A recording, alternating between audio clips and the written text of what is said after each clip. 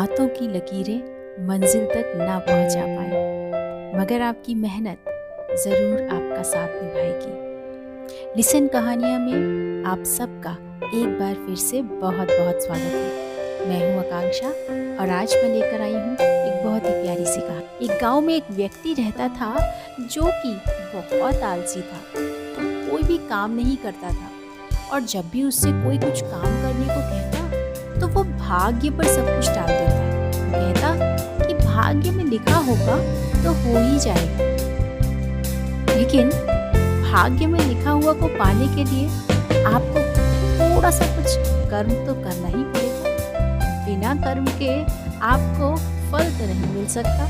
बहुत ही बड़े विद्वान उस व्यक्ति के घर में आते हैं, तो वो व्यक्ति और उसकी पत्नी दोनों उन महात्मा की बहुत सेवा करते हैं। वो महात्मा उस व्यक्ति और उसकी पत्नी की सेवा से खुश हो जाते हैं और उनसे कहते हैं कि मैं तुम्हें एक जादुई पत्थर देकर जा रहा हूँ। ये जादुई पत्थर कोई मामूली पत्थर नहीं है, बल्कि ये एक ऐसा पत्थर है कि इसके सामने तुम जितना भी लोहा रखोगे वो सोने में बदल जाएगा। वो व्यक्ति और उसकी पत्नी बहुत खुश हो गए।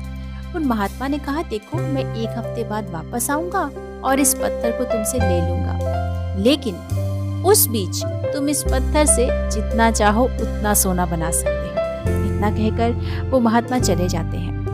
अब ये व्यक्ति सोचता है कि वाह, इससे तो मैं सोना बना सकता हूँ। तो वो उठता है, थोड़ा बहुत अपने घर में ढूंढता है कि लोहे की कौन सी चीजें हैं। तो उसे जो भी थोड़ा बहुत लोहे का सामान मिलता है वो लाके रखता है और उस पत्थर के सामने जैसे ही रखता है तो वो लोहे का सामान सोने में बदल जाता है। अब वो सोचता है कि क्यों ना मैं इससे और ज्यादा सोना बना लूं। तो वो अपने घर में लोहा ढूंढता है पर उसे कहीं मिलता नहीं है। तो वो सोचता है कि कल मैं बाजार जाकर के बहुत सारा लोहा खरीद लाऊंगा। जब वो दूसरे दिन बाजार जाता है तो देखता है कि लोहे का भाव थोड़ा बढ़ गया है। तो वो सोचता है कि ऐसा करता हूँ कि लोहे का भाव थोड़ा सा कम हो जाएगा एक दो दिन में, तब मैं खरीद लेता हूँ।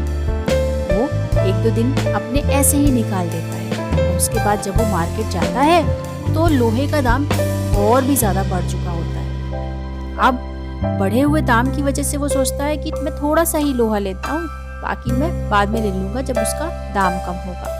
थोड़ा सा लोहा लेता है वो और उसे भी सोने में बदल देता है।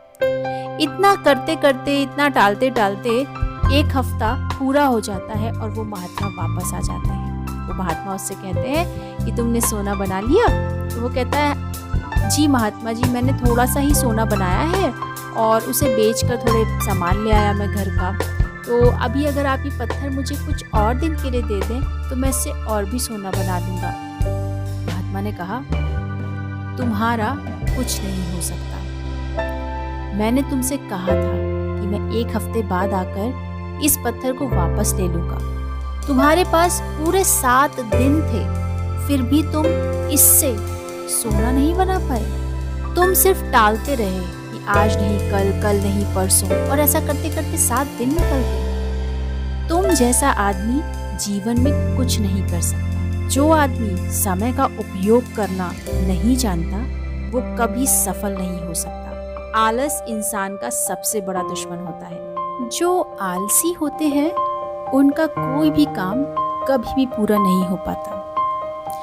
आलस एक ऐसा सुख है जिसका परिणाम केवल दुख होता है। माना कि अंधेरा घना है लेकिन दिया जलाना कहाँ मना है। आई होप कि आज की कहानी और उसमें छिपी हुई सीख आपको पसंद आई होगी। Thank you for listening listen कहानियाँ।